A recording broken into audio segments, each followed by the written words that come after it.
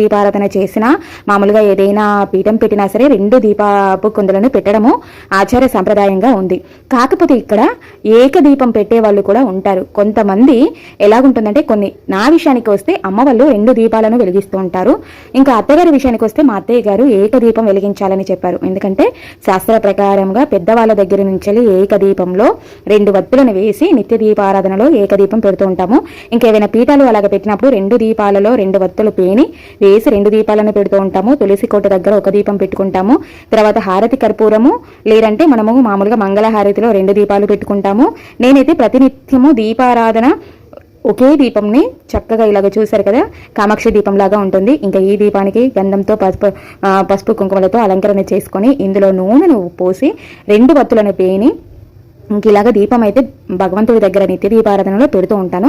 తర్వాత హారతి ప్లేట్లో 1 దీపము చిన్న మట్టి ప్రమదలో కొద్దిగా